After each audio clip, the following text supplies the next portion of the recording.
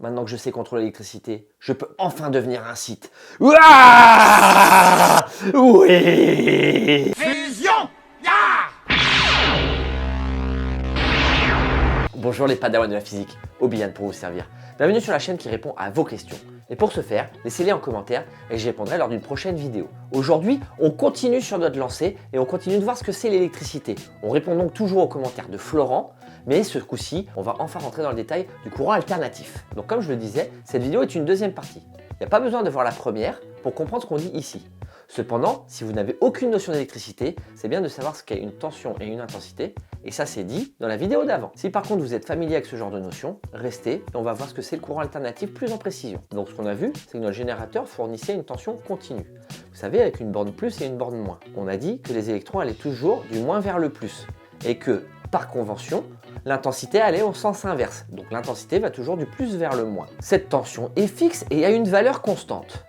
Mais vous allez voir qu'en alternatif, c'est pas le cas. En effet, les électrons ne vont pas arrêter de changer de sens. Un coup dans un sens, un coup dans l'autre. Moi aussi. On va voir donc comment ça marche cette histoire. Et pour ceux qui me suivent, vous avez certainement vu ma vidéo sur l'alternateur. Pour les autres, voyons de quoi il en retourne. Il y a une loi physique, la loi de Faraday, qui nous dit que pour créer une tension, il faut une variation de flux magnétique. Vous savez, E égale moins dφ sur dt. Et que donc s'il n'y a pas de variation de flux, il n'y a pas de tension. L'alternateur, je ne sais pas si vous vous rappelez, on avait dit que c'était un aimant et une bobine. Et qu'en faisant tourner l'aimant sur son axe, on allait créer donc une tension sur la bobine. En effet, le fait de tourner l'aimant fait varier un flux magnétique dans la bobine et donc créer une tension. Pour que la tension soit tout le temps la même, il faut que cet aimant tourne toujours à la même vitesse. On va prendre l'hypothèse que quand la bobine est en phase d'un plus, la tension est positive. Et quand elle est en phase d'un moins, la tension est négative. Maintenant, ce qu'on va faire, c'est qu'on va tracer l'évolution de la tension en fonction du temps. Toujours pareil, on a notre bobine, on a notre aimant. On va partir du moment où il n'y a ni un plus ni un moins devant la bobine. On va donc faire tourner l'aimant. Le plus va d'abord se rapprocher de la bobine. Donc la tension monte de plus en plus, de plus en plus, de plus en plus. Paf, on est à son maximum dans le positif. Là, le plus va s'éloigner de la bobine. Plus il va s'éloigner, plus la tension va avoir tendance à diminuer. Hop, on arrive à l'équilibre, donc là la tension est égale à 0. On continue la rotation et on va arriver au maximum dans le négatif. Puis enfin, on finit la rotation pour revenir à la position de départ et donc avoir une tension nulle. On voit donc qu'on a une tension alternative. Un coup elle est positive, un coup elle est négative. Et vu que l'aimant tourne à une vitesse constante, eh bien ce motif se reproduit plein de fois et surtout à la même vitesse. Donc notre tension alternative, en tout cas celle qui va être créée par l'alternateur que je vous ai montré, créera donc une sinusoïdale. Bon maintenant, quand on définit une tension alternative, en effet, on parle de la tension, mais on parle aussi de la fréquence. Donc pour accéder à cette fréquence, il va falloir qu'on fasse quelques petits calculs, mais vous allez voir, ça va être plutôt facile. Je vous ai dit tout à l'heure qu'on avait un motif qui apparaissait et qui réapparaissait plein de fois ensuite. Ce motif apparaît sur un temps défini. Et le temps, c'est tout le temps le même, parce que notre aimant tourne toujours à la même vitesse. Ce temps, pour créer ce motif, c'est la période. On l'appelle grand T. Eh bien la fréquence, qu'est-ce que c'est? Bon déjà, la fréquence, c'est égal à 1 sur la période.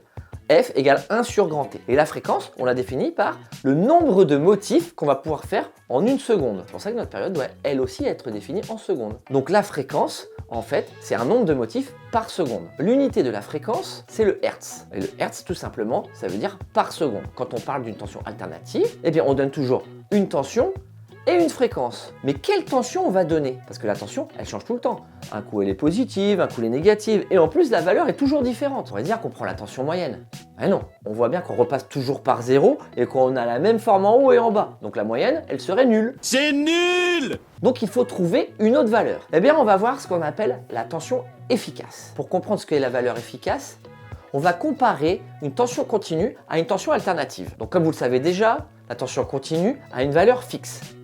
Donc si j'alimente une ampoule en courant continu, elle va éclairer de la même façon tout le temps. Si par contre on alimente cette même ampoule en alternatif avec une fréquence très basse, eh bien tout simplement elle va s'allumer, puis s'éteindre, puis s'allumer, puis s'éteindre, puis s'allumer, puis s'éteindre, etc., etc. Imaginez maintenant qu'on augmente la fréquence. Là, ça va être vraiment du clignotement.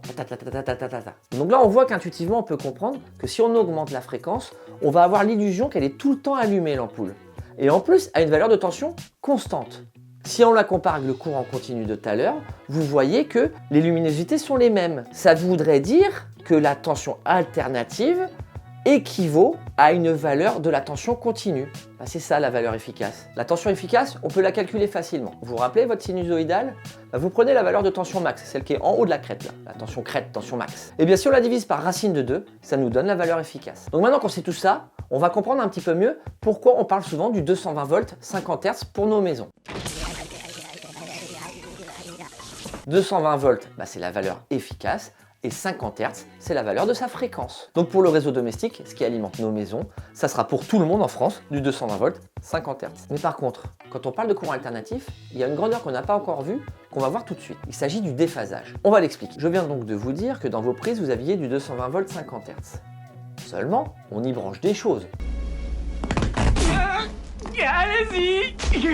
Qu'est-ce qu'on y branche? Un ordinateur, une télé, votre téléphone, etc., etc., etc. Et bien quand on y branche quelque chose, la tension aux bornes de cet auxiliaire peut être soit en avance, soit en retard, soit en phase avec l'intensité. Le temps de retard ou d'avance, c'est ce qu'on appelle le déphasage. Si je branche un grille-pain c'est une résistance. Et bien la propriété physique de la résistance fait qu'il n'y a pas de déphasage. La tension et l'intensité sont ce qu'on appelle en phase. Si par contre je branche ma machine à laver, bon j'arrête tout de suite ceux qui vont me dire oui mais la machine à laver, on va considérer que c'est un moteur unique. Le moteur c'est composé de bobinage. Donc une bobine qu'est-ce que c'est? C'est un fil de cuivre qui est enroulé. Si je branche donc une bobine sur ma prise, ce qui va se passer c'est que le courant va mettre du temps à s'établir. Il va donc être en retard par rapport à la tension. Et inversement, si je prenais un autre type de conducteur, un condensateur, j'expliquerai peut-être plus en détail dans une vidéo, mais les condensateurs, c'est un composant électronique, il y en a partout en électricité.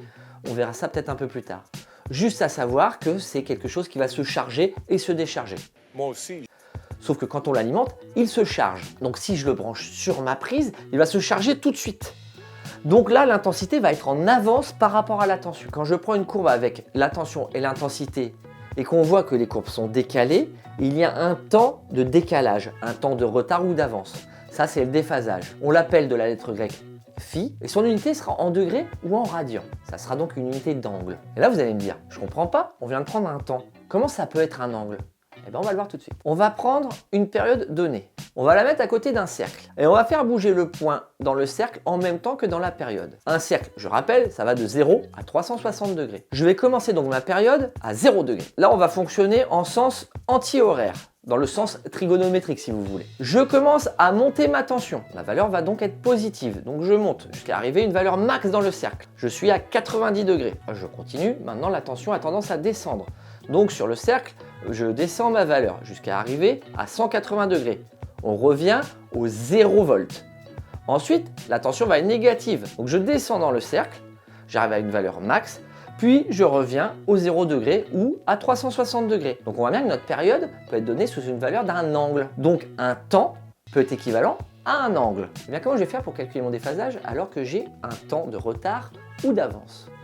Tout simplement, on a dit qu'une période, c'est égal à 360 degrés. Et j'ai un temps de déphasage, on va l'appeler petit t, qui a une certaine valeur. Donc comment je vais faire pour convertir en angle? Tout simplement, je vais faire une règle de 3. Petit t multiplié par 360 divisé par grand T. Ça me donnera la valeur de mon déphasage en degrés. Mais maintenant en électricité, on préfère les radians. Donc ça sera la même formule, mais au lieu du 360, on utilisera 2pi. Bon, reprenons ce qu'on a vu. Le 220 volts 50 Hz qu'on utilise à la maison, c'est 220 volts, une valeur de tension efficace. Et le 50 Hz, c'est sa fréquence. Et on a vu que en fonction de ce qu'on va brancher, la tension de ces auxiliaires va être plus ou moins en retard vis-à-vis de l'intensité. Le déphasage, pour l'instant, on n'en a pas besoin. Mais dans la vidéo qui vient, on va traiter des différentes puissances électriques. Et c'est là que phi va être important. Parce que grâce à ça, on va pouvoir déchiffrer notre facture d'électricité. Mais en attendant, on va déjà essayer de digérer tout ça. Donc en attendant, si tu as tout compris, tu peux mettre ton meilleur pouce bleu. Tu peux aussi t'abonner pour pas louper la vidéo sur les puissances, ni les autres qui viendront après d'ailleurs. Si tu veux rater aucune des vidéos, la petite cloche qui va bien. C'était Obian qui vous dit que la science soit avec vous.